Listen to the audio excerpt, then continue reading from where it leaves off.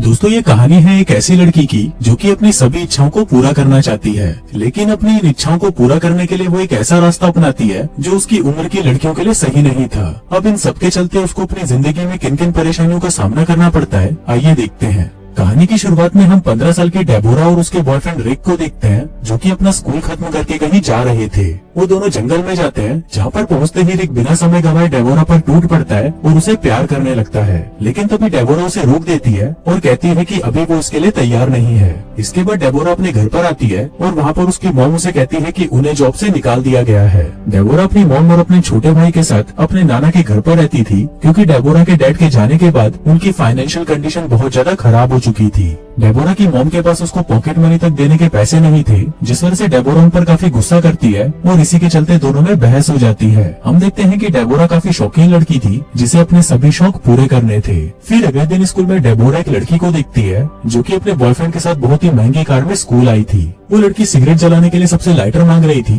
पर किसी के पास भी लाइटर नहीं था। तभी डेबोरा भागकर उस लड़की के पास आती है और उसे लाइटर देती है। डेबोरा उस लड़की से कहती है कि मैं भी तुम्हारे घर के पास रहती हूँ, पर वो लड़की डेबोरा की बातों को इग्नोर करती है और उसे थैंक्स बोलकर वहाँ से चली जाती है। नीचे डेबोरा का बॉयफ्रेंड उसका वेट कर रहा था, पर डेबोरा को उससे कोई फर्क नहीं पड़ता, क्योंकि डेबोरा उस लड़की से काफी इम्प्रेस हो गई थी और वो उससे दोस्ती करना चाहती थी, ताकि वो उसी की तरह लाइफस्टाइल जी सके। फिर स्कूल खत्म होने के बाद डेबोरा अपने दोस्तों के साथ कपड़ों की शॉपिंग करने के लिए मॉल जाती है। वहाँ पर डेबोरा एक जींस ट्राई करती है, जिसको देखकर उसकी दोस्त कहती है कि तुम इसमें बहुत ही अच्छी लग रही हो, पर डेबोरा के पास उसको खरीदने के पैसे नहीं थे, इसलिए वो अपनी दोस्त से कहती है कि मुझे ये जींस पसंद नहीं आई। डेबोरा अपनी लाइफ से काफी परेशान थी, क्योंकि उसकी उम्र की सभी लड़कियों के पास वो सब कुछ था जो वो चाहती थी, पर दूसरी तरफ डेबोरा के पास कुछ भी नहीं। फिर घर आकर डेबोरा देखती है कि उसके नाना सोए हुए हैं, तो वो चुपके से उनकी अलमारी में से $50 निकाल लेती है, पर फिर उसे ये पैसे थोड़े ज्यादा लगते हैं, इसलिए वो उन पैसों को रखकर वहाँ से सिर्फ $20 ही उठाती है। फिर घर से बाहर निकलकर डेबोरा देखती है कि वो स्कूल वाली लड़की जिसका नाम जेनिफर था, उसको उसके पेरेंट्स ने घर से बाहर निकाल दिया है।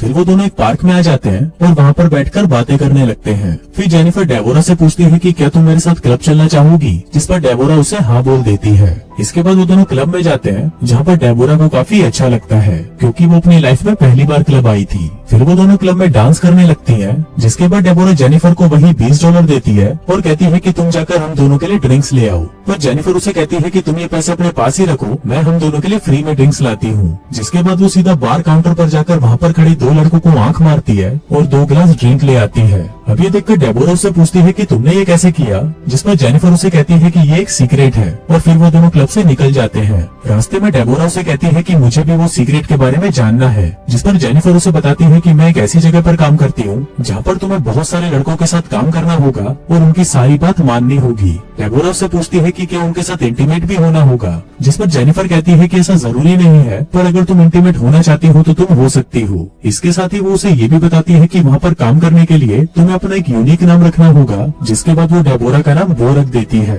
फिर अगले दिन डेबोरा पॉकेट मनी के लिए अपनी मॉम से $5 मांगती है, जिस पर उसकी मॉम उसे मना कर देती है और कहती है कि तुम पहले ही $20 ले चुकी हो। इस पर डेबोरा को काफी गुस्सा आता है और वो गुस्से में जेनिफर को फोन करती है और उसे कहती है कि मुझे भी तुम्हारे साथ वही वाला काम करना है, जिससे मैं ढेर सारे पैसे कमाकर अपनी सारी इच्छाएं पूरी कर सकूं। इसके बाद जेनिफर डेबोरा को विंसेंट नाम के एक आदमी से मिलवाती है, जो कि एक दलाल होता है। फिर विंसेंट डेबोरा से उसकी उम्र पूछता है, तो डेबोरा उसे 18 साल बताती है। इसके बाद विंसेंट उसे अपने साथ ड्राइव पर ले जाता है और उसे ढेर सारी शॉपिंग करवाता है, जिससे डेबोरा भी काफी खुश हो जाती है। घर आकर डेबोरा अपनी मॉम को बताती है कि उसे एक होटल में जॉब मिल गई है, जहाँ पर उसकी शिफ्ट दिन में या रात में कभी भी हो सकती है। फिर थोड़ी देर बाद डेबोरा को विंसेंट का कॉल आता है और वो उसे कहता है कि तुम्हें तुम्हारा पहला क्लाइंट मिल गया है। विंसेंट डेबोरा को रॉबर्ट नाम के एक आदमी से मिलवाता है, जो कि शुरू में तो डेबोरा के साथ सही से पेश आता है, पर बाद में वो उसे गलत तरीके से छूने की कोशिश करता है, पर डेबोरा उसे ऐसा करने से मना कर देती है और वहाँ से चली जाती है। रात को विंसेंट डेबोरा से मिलकर उस पर गुस्सा करता है और उसे कहता है कि रॉबर्ट उसका रेगुलर कस्टमर है, इसलिए तुम उसे ऐसे मना नहीं कर सकती।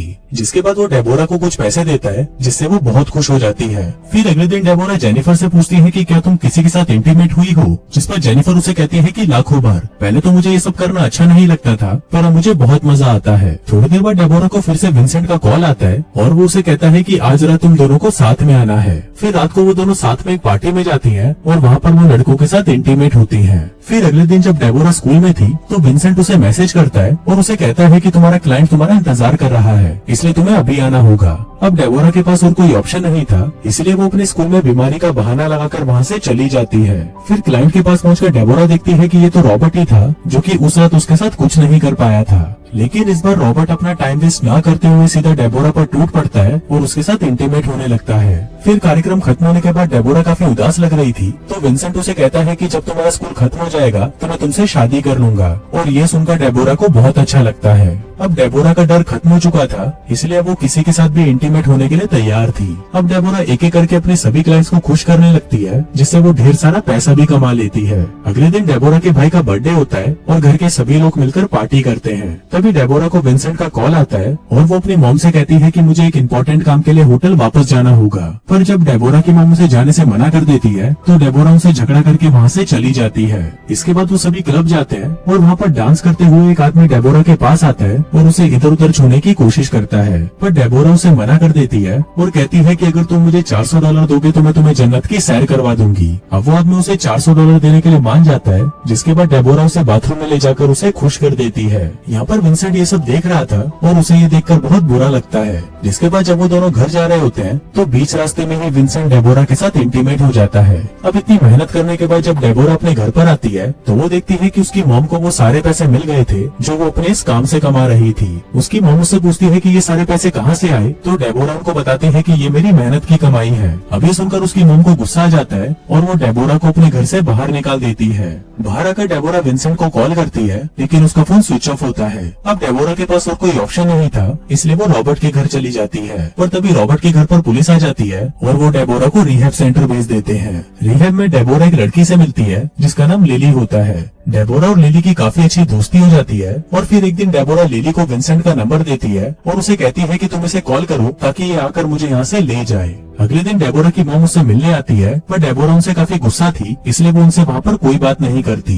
फिर अगले दिन डेबोरा के नाना भी उससे मिलने आते हैं और वो उसे कहते हैं कि तुम्हारी मॉम ने तुम्हें यहाँ पर भेजकर बिल्कुल सही किया। अब ये देखकर हम व्यूअर्स को पता चलता है कि इस मास्टर प्लान के पीछे डेबोरा की मॉम का ही हाथ था। फिर कुछ दिन रिहैब में बिताने के बाद डेबोरा वहाँ से छूट जाती है और निकलते ही वो सीधा विंसेंट के घर पर जाती है। यहाँ पर विंसेंट डेबोरा के बाल काट देता है ताकि कोई भी उसे पहचान न सके। फिर विंसेंट उसे बताता है कि जब तुम यहाँ पर नहीं थी तो मेरा काम पूरी तरह बंद हो गया था और खर्चा चलाने के लिए मैंने लोगों से उधार पैसे लिए थे। इस पर डेबोरा उसे कहती है कि अब मैं ये काम दोबारा नहीं कर सकती। फिर हम देखते हैं कि डेबोरा से मिलने वहाँ पर जेनिफर भी आती है, जो कि अब बहुत ज्यादा कमजोर हो चुकी थी। थोड़ी देर बाद डेबोरा देखती है कि घर के नीचे कुछ लोग विंसेंट से मिलने आए हैं और वो उन्हें अपनी आईडी दिखा रहा है। ये देखकर डेबोरा सोचती है कि शायद उसे भी अपनी आईडी दिखानी होगी, इसलिए वो अपने पर्स में अपनी आईडी को चेक करती है, पर उसकी आईडी वहाँ पर नहीं होती और तब उसे पता चलता है कि विंसेंट उसी की आईडी उन लोगों को दे रहा है और वो अपना उधार चुकाने के लिए डेबोरा को ही उन लोगों को बेच रहा है। अब डेबोरा वहाँ से भागने की कोशिश करती है, पर घर के सारे दरवाजे बंद होते हैं। फिर डेबोरा अपनी मॉम को भी कॉल करने की कोशिश करती है, पर तभी वहाँ पर एक आदमी आता है और डेबोरा और जेनिफर को पकड़कर अपनी वैन में ले जाता है। फिर रात को वो लोग सिगरेट पीने के लिए एक जगह पर रुकते हैं और तभी मौका देखकर डेबोरा उनका फोन चुरा लेती है। वो जैसे तैसे करके उस वैन से बाहर भाग जाती है।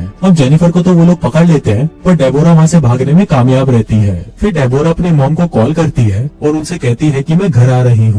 और दोस्तों, इसी के साथ ही ये कहानी यही खत्म हो जाती है।